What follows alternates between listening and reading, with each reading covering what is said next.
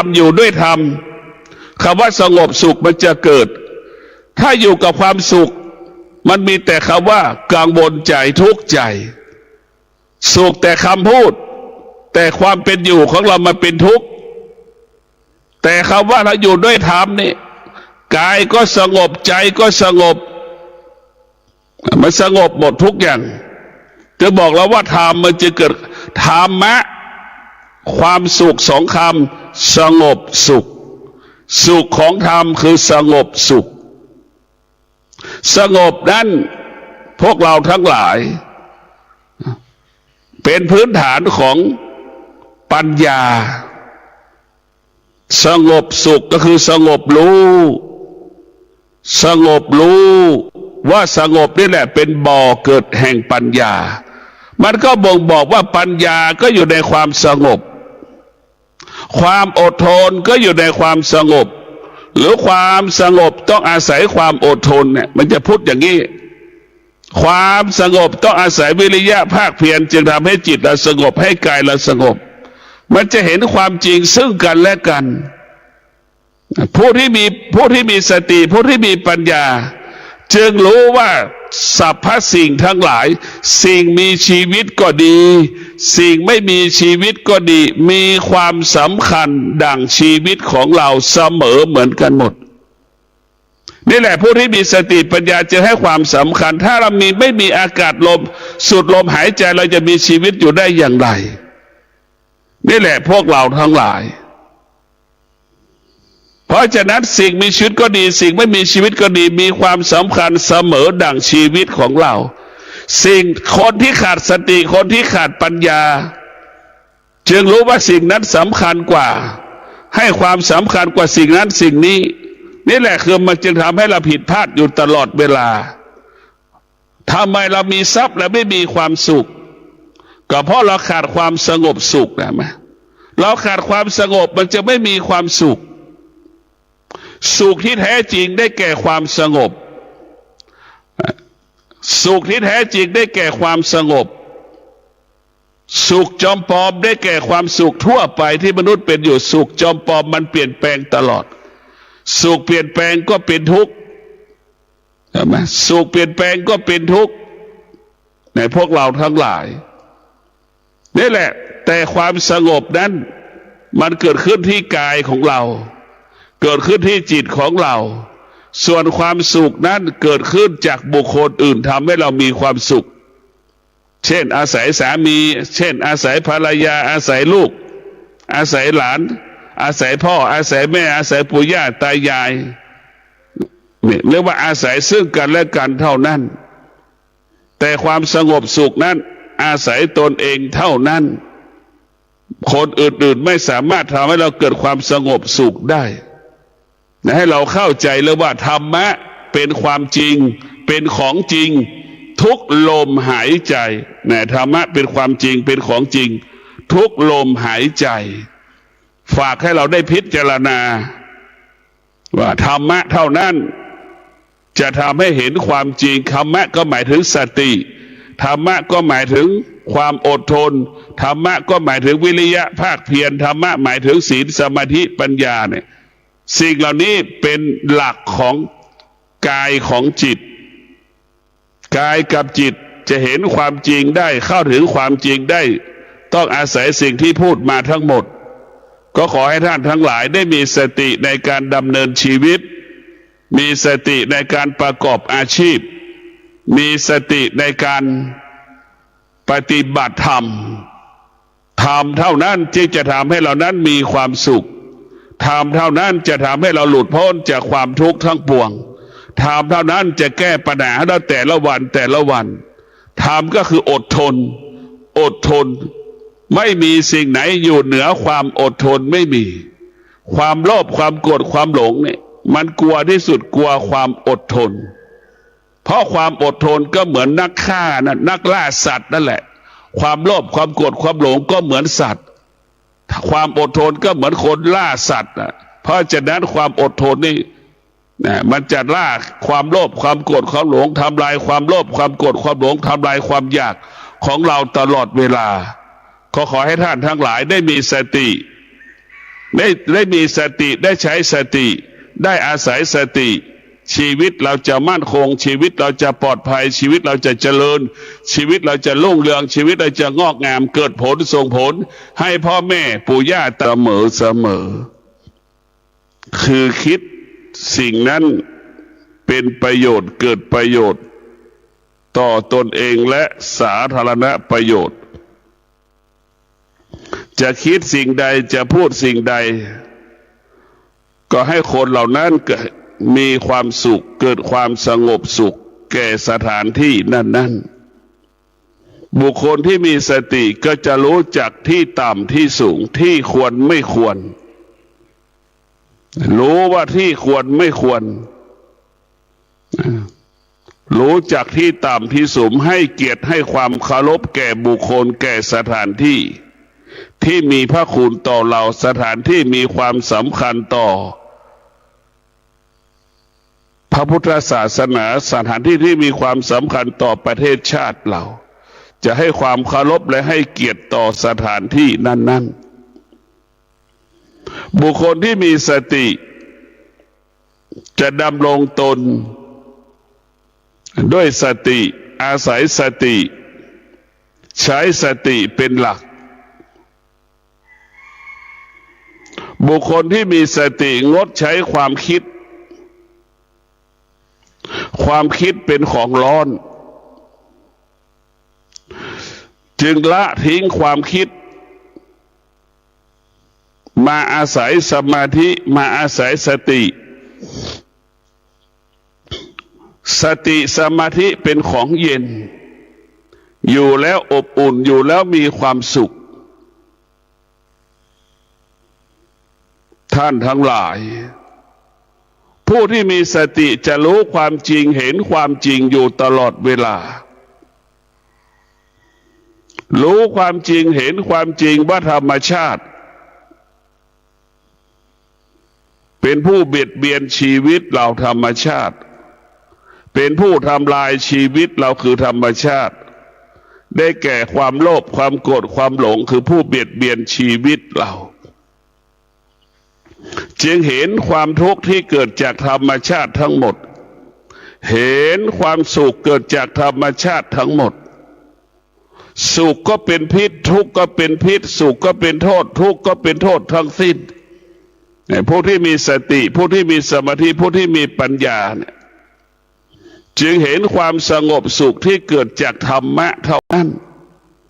เห็นความสงบสุขเกิดจากศีลเห็นความสงบสุขเกิดจากสมาธิเห็นความสงบสุขเกิดจากปัญญาพวกเราต้องพิจารณาเบื้องต้นมีแต่สุขนั่นคือธรรมชาติมีแต่สุขธรรมะมันจะมีคำว่าสงบนำหน้าสุขตามหลังถ้าเรามีคำว่าความสุขคำเดียวนั่นแหละคือเป็นกิเลสทั้งสิ้นสุขคำเดียวนี่เป็นกิเลสถ้ามีสงบสุขคำหน้าได้เป็นธรรมะเช่นเรานั่งสมาธิแล้วจิตกายสงบจิตสงบเนี่ยแล้วบอกว่ามันมีความสุขนั่นแหละคือว่าสงบสุขผู้ที่มีสติผู้ที่มีสมาธิผู้ที่มีปัญญาจึงเห็นความจริงจึงรู้ความจริงจึงเข้าถึงความจริงเสมอ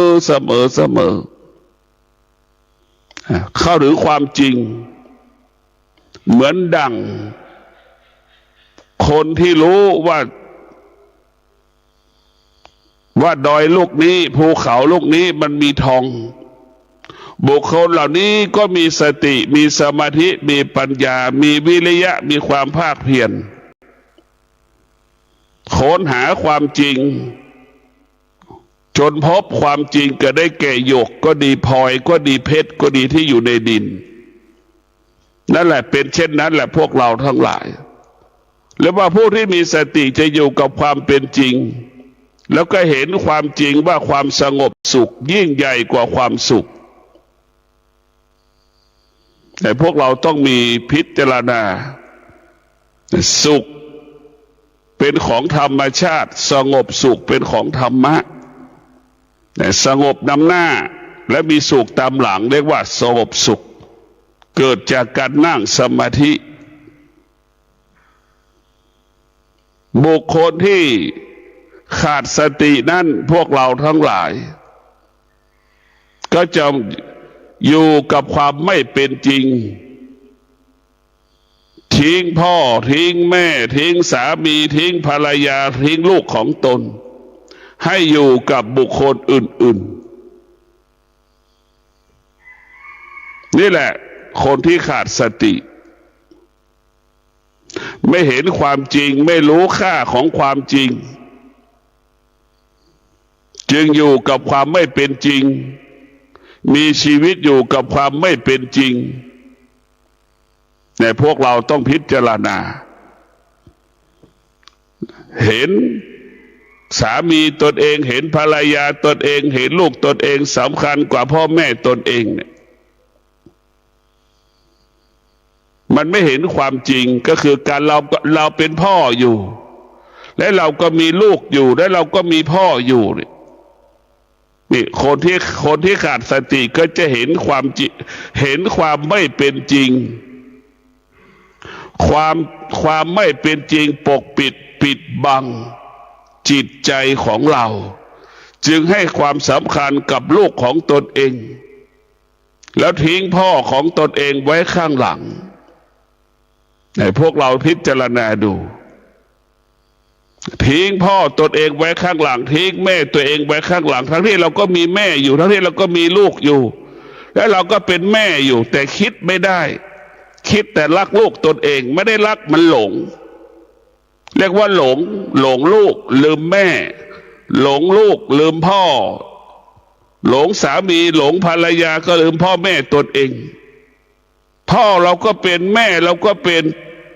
ทำไมเราคิดไม่ได้ว่าแม่เราจะคิดเราคิดถึงลูกเราฉันใดแม่ก็คิดถึงเราฉันนั้นเราคิดถึงลูกเราฉันใดพ่อก็คิดถึงเราฉันนั้นมันต้องคิดแบบนี้ผู้ที่มีสติผู้ที่มีปัญญาจะให้ความสำคัญต่อผู้เป็นพ่อผู้เป็นแม่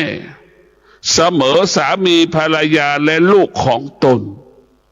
ดังแม่ค้าหาบของเล่ขายชีวิตคนที่มีธรรมะเป็นดั่งแม่ค้าหาบของเล่ขายมันเกิดความสมดุลข้างหน้า10 กิโล15 กิโลข้างหลัง15 กิโลรวมแล้วไป30 กิโลและเดินหาบขายเนี่ยมันเดินได้ยังมีความสุขเพราะอะไรเพราะมันสมดุลข้างหน้า15 กิโลคือพ่อกับแม่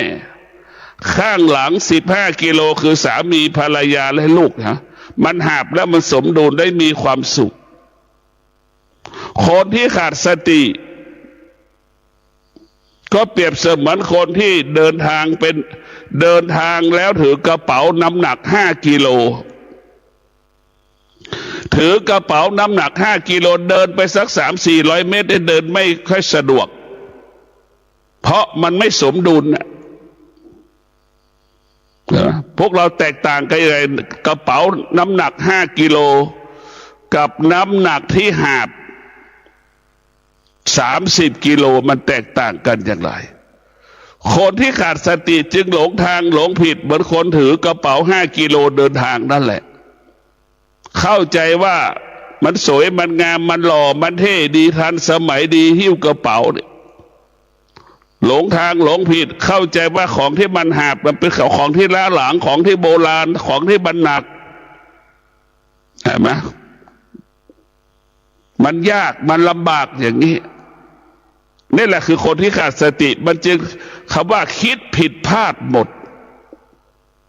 ตรงกันข้ามคนที่มีสติคนที่มีปัญญาจึงเลือกเอาหาบเป็นหลักรู้ว่าเดินข้างเดียวมาเดินไม่สะดวกมันจะคิดแบบนั้นแหละน้ำหนักมันไม่สมดุลกันมันจึงเลือกเอาหาบเอา15 กิโลคือผู้เป็นพ่อเป็นแม่15 กิโลผู้เป็นสามีผู้เป็นภรรยาผู้เป็นลูกจะคิดได้แบบนี้จึงหาบได้เป็นรอบหาบได้เป็น10 กิโล20 กิโลทั้งที่ของน้ำหนักตั้ง30 กิโลในพวกเราทั้งหลาย ผู้ที่มีสติผู้ที่มีปัญญาของที่มันหนักกลายเป็นของที่มันเบาของที่มันยากกลายเป็นของที่มันง่ายของที่ไม่สะดวกก็เป็นสิ่งที่สะดวกดังบุคคลที่มีสติที่มีปัญญาเลือกที่จะหาบของที่มีน้ำหนัก30 กิโลนี่แหละพวกเราเรียกว่ามันสมดุลศีลสมาธิปัญญา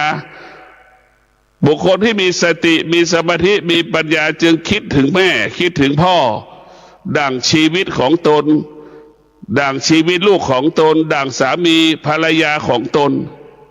ให้ความสำคัญเสมอกันหรือให้ความสำคัญเสมอกันบุคคลที่มีสติเช่นลูกชายลูกสาวเนี่ยถ้าแต่งงานไปแล้วจะมีสติจะไม่พูดว่าเราให้เวลาต้องให้เวลาพ่อให้เวลาแม่เราจะไม่พูดเราจะรู้อยู่แก่ใจของเราจะรู้อยู่แก่ใจบุคคลที่ขาดสติรังเกียจพ่อแม่ตนเองรังเกียจพ่อแม่บุคคลอื่นรังเกียจพ่อแม่ผู้เป็นสามีของเรารังเกียจพ่อแม่ที่ผู้เป็นภรรยาฝ่ายผู้เป็นภรรยาของเราอย่างเงี้ยไม่ให้เคารพไม่ให้เกียรติทั้งพ่อแม่สามีของพ่อแม่ภรรยาของเราบุคคลที่ขาดสติจะเป็นแบบนั้นเรียกว่าสะใภ้ที่ขาดสติเขยที่ขาดสติลูกเขยที่ขาดสติจะไม่ให้ความเคารพพ่อแม่ของสามีของภรรยาของตนเองสามีก็ดีภรรยาก็ดีที่ขาดสตินี่จะไม่ให้เคารพไม่ให้เกียรติพ่อแม่ฝั่งสามีไม่ให้เคารพให้เกียรติพ่อแม่ที่ฝั่งภรรยานี่แหละพวกเราทั้งหลายมันจะเกิดปัญหาเป็นปัญหาเพราะเราขาดสติเห็นความไม่เป็นจริงความไม่เป็นจริงมาปกปิดบังจึงทำให้เราประสบปัญหาสารพัดปัญหาไม่มีวันจบสิ้นแต่พวกเราต้องพิจารณาสติเท่านั้นที่จะทำให้เรานั้นมั่นคงเสมอคนที่ขาดสตินั้นใช้แต่ความคิดนั้นเป็นเรื่องความโลภความโกรธความหลงความคิดนะคิดแต่สิ่งที่เป็นของนอกกายคิดแต่สิ่งที่ไม่เป็นความจริงคิดแต่สิ่งที่ตัวเองต้องการและปรารถนา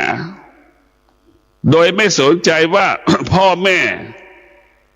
หรือสามีหรือภรรยาของเรานั้นทุกข์ทรมานลำบากใจแบบไหนเขาไม่สนใจ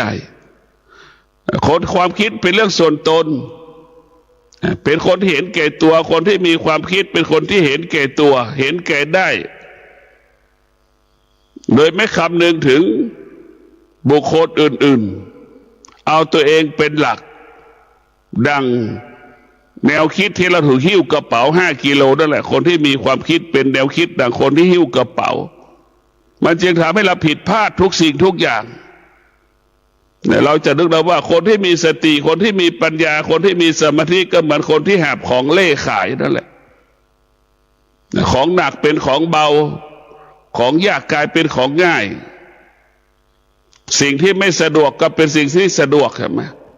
นี่แหละมันจะมองอะไรรอบด้านให้ความสำคัญทุกสิ่งทุกอย่างพ่อแม่ก็มีความสำคัญสามีเราก็มีความสำคัญภรรยาก็มีความสำคัญจะคิดแบบนี้ถ้าเราพูดที่เป็นบุคคลที่มีสติลูกเขยที่มีสติลูกสะใภ้ที่มีสติก็จะให้ความสำคัญกับตนพ่อแม่ตนเองภรรยาของตนเองดังให้ความสำคัญพ่อแม่ของตนเองลูกของตนเองเสมอกันหมดเสมอกันแต่ส่วนมากสะใภ้ก็ดีลูกเขยก็ดีหรือลูกส่วนมากแต่งงานไปแล้วให้ความสำคัญสามีตนเองภรรยาตนเองเหนือกว่าพ่อแม่ตนเองนี่แหละคือพวกเราทั้งหลายถามว่ามันถูกต้องไหมมันไม่ถูกต้องมันชอบทำไหมมันไม่ชอบทำมันยุติธรรมไหมมันไม่ยุติธรรมเราตั้งคำถามว่าสามีและภรรยานั้นน่ะมันเป็นใครเราเกิดมาเรายังไม่เคยดูแลพ่อแม่ของเรากลับไปดูแลสามีไปดูแลภรรยา กลับไปเป็นลูกจ้างสามีกลับไปเป็นลูกจ้างภรรยาอยู่กับแม่เป็นนายจ้างถามว่ามันยุติธรรมไหมอยู่กับแม่เราเป็นนายจ้างพอแต่งงานเสร็จเรากลายเป็นลูกจ้างของสามีเป็นลูกจ้างของภรรยาได้มันถูกต้องชอบธรรมไหมมีความเป็นธรรมอยู่ตรงไหนผู้เป็นลูกทั้งหลายต้องพิจารณาผู้ชายคนนั้นมันเป็นใครเราจึงกลับดูแลมันดีกว่าพ่อของตนผู้หญิงคนนั้นมันเป็นใครจึงดูแลแม่ดูแลผู้หญิงคนนั้นยิ่งกว่าแม่ตนเองนั่นแหละพวกเราทั้งหลายคนที่ขาดสติจึงเห็นความไม่เป็นจริงหลงกับความไม่เป็นจริงอยู่กับความไม่เป็นจริงเนี่ยพอแต่งงานเสร็จไม่ยิ่งลูกเขยลูกสะใภ้เบื่อไม่ให้เกียรติรังเกียจพ่อแม่อีกยิ่งหนักอีกหายไปเลยก็มีปีหนึ่งโผล่หัวมาครั้งหนึ่งเห็นไหมปีหนึ่งไปหาพ่อแม่แค่หนึ่งครั้งเพราะอะไรรังเกียจพ่อแม่ยิ่งพ่อแม่ยากจนอีกเนี่ยครอบครัวที่ยากจนได้สามีร่ำรวยได้ภรรยาร่ำรวยเนี่ยคนร่ำรวยก็รังเกียจคนยากจนอีกมันก็หนักกว่าเก่าอีกแม่ก็ได้แต่ร้องไห้เสียใจพอลูกแต่งงานไปเสร็จไม่ยอมมาเยี่ยมพ่อเยี่ยมแม่ไม่มาหาพ่อไม่มาหาแม่นี่แหละพวกเราทั้งหลายหลงสามีหลงภรรยาตนเองกลัวสามีกลัวภรรยาตนเองอยู่กับพ่อกับแม่ไม่ให้เกียรติพ่อแม่เห็นไหมกับให้เกียรติสามีตนเองสามีของเรามันไม่ใช่สมบัติของเราดังที่ปรากฏเห็นไหมวันหนึ่งมันแตกแยกอย่าล้างแล้วมันเป็นใครสามีก็เป็นของสาธารณะวันหนึ่งผู้หญิงผู้เป็นภรรยาแตกแยกจากล้างจากเราผู้เป็นภรรยาก็เป็นของสาธารณะจะมีคู่กี่คู่ก็ได้ออกจากเราไปแล้วเราไม่มีสิทธิ์พวกเราทั้งหลายส่วนผู้ที่มีสติจึงรู้ว่าพ่อแม่เป็นสมบัติของเราทุกลมหายใจส่วนสามีส่วนภรรยานั้นเป็นสมบัติของเราแค่บางเวลาเรียกว่าส่วนสามีส่วนภรรยานั้นเป็นของนอกกายผู้ที่มีสติผู้ที่มีปัญญาจึงรู้ว่าพ่อแม่เป็นของในกายเป็นของในจิตละไม่ได้ทิ้งไม่ได้พ่อแม่มีค่าดังจิตใจของเราพ่อแม่มีค่าดังกายของเราแม่เปรียบเสมือนกายพ่อก็เปรียบเสมือนเงาเราจะทิ้งพ่อทิ้งแม่ไม่ได้เราจะต้องดูแลพ่อแม่อย่างนี้ลูกที่มีสติพวกเราทั้งหลายว่าเป็นปัญหาของชีวิตในครอบครัวทุกวันนี้เกิดจากเราขาดสติเมื่อเราขาดสติแล้วมันจึงเกิดคำว่าไม่สมดุลเมื่อเราขาดสติมันจึงผิดพลาดคิดก็ผิดพลาดดังคนที่เดินทางเลือกกระเป๋า5 กิโลน้ำหนัก5 กิโลเนี่ยเดินไป100 เมตร300 เมตรเดินไม่ได้แล้วนี่แหละคือความผิดพลาดคนที่มีสติคนที่มีปัญญาเนี่ยคิดสิ่งใดก็ไม่ผิดพลาดดังคนที่หาบของเล่ขาย30 กิโลเดินได้อย่างมีความสุขพวกเราทั้งหลายมาสมดุลข้างหน้า30ข้างหน้า15ข้างหลัง15เดินได้สะดวกสบายเนี่ยเราจะเห็นได้ว่าผู้ที่มีสติผู้ที่มีปัญญาของที่มันยากกลายเป็นของที่มันง่ายดังครูบาเจ้าศรีวิชัยและบรรพชนของเราสร้างถนนขึ้นสู่พระธาตุดอยสุเทพเห็นไหมรถแมคโครไม่มีรถแท็กเตอร์ไม่มีแต่ความอดทนมีแต่สติมีแต่สัจจะมีแต่วิริยะมีแต่คำว่าขันติจึงสร้างถนนนี้ได้ด้วยธรรมะเพราะว่าถนนแห่งธรรมถนนขึ้นสู่พระธาตุดอยสุเทพนึกดูนี่หินนั้นมันสูงก้อนละสูงกี่เมตรยาวกี่เมตรนึกดูกันแล้วกันถนนมันเต็มไปด้วยหินและก้อนหินก้อนผาทั้งนั้นนี่แหละบุคคลที่มีสติบุคคลที่มีปัญญาบุคคลที่มีสัจจะบุคคลที่มีความอดทนบุคคลที่มีวิริยะภาคเพียรเนี่ยของยากเป็นของง่ายของไกลเป็นของใกล้ดังครูบาเจ้าศรีวิชัยสร้างถนนขึ้นสู่พระธาตุดอยสุเทพ12 กิโลใช้เวลา8 เดือนนึกดูกันแล้วกันนี่แหละคืออานุภาพของธรรมะอานุภาพของสติ แต่พวกเราทั้งหลายอานุภาพของปัญญาอานุภาพของธรรมเนี่ยธรรมะยิ่งใช้เท่าไหร่ยิ่งมีพลังยิ่งมีอานุภาพใช้มากเท่าไหร่พลังของธรรมะมีพลังมากเท่านั้นตรงกันข้ามแมคโครรถแมคโครรถแท็กเตอร์ใช้มากเท่าไหร่ก็เสื่อมไปเท่านั้นยิ่งใช้มากเท่าไหร่พลังของแมคโครรถแมคโครรถแท็กเตอร์อ่อนแอมากเท่านั้นนะเพราะฉะนั้นตรงข้างพลังของธรรมนี่ยิ่งใช้ยิ่งมีพลังเหมือนดังหลวงปู่มั่นใช้พลังธรรมขับเคลื่อนการปฏิบัติธรรมเห็นไหมตลอดระยะเวลาบำเพ็ญสัจจะวิริยะขันตินะจนทำให้หลวงปู่มั่นนั้นได้บรรลุธรรมเห็นธรรมนึกดูกันแล้วกันครูบาเจ้าศรีวิชัยก็ใช้สติสัจจะวิริยะขันติสร้างถนนคนใดสุเทพเห็นไหมแต่พวกเราทั้งหลายนึกดูกันแล้วกันสร้างถนนขึ้นสู่ใดสุเทพจงประสบความสำเร็จหลวงปู่มั่นก็ใช้สติสัจจะวิริยะขันติขับเคลื่อนการปฏิบัติธรรมจนได้บรรลุธรรมเห็นธรรมก็เพราะสติสัจจะวิริยะขันตินี่แหละอานุภาพของธรรมะมันไม่มีอะไรมาขวางกั้นทำได้พายุเฮอริเคนไม่มีพลังเท่ากับพลังแห่งธรรมพลังแห่งสติพลังแห่งสมาธิพลังแห่งปัญญาเหนือพายุเฮอริเคนมันเกิดขึ้นได้ตลอดเวลาพายุเฮอริเคนนั้นมีพลังได้เฉพาะบางเวลาเป็นได้เฉพาะบางเวลาเท่านั้นบางฤดูเท่านั้นแต่บุคคลที่มีสติมีสมาธิมีปัญญามีพลังและมีอานุภาพตลอดเวลาดังพระพุทธเจ้ามีอานุภาพมีพลังตลอดเวลา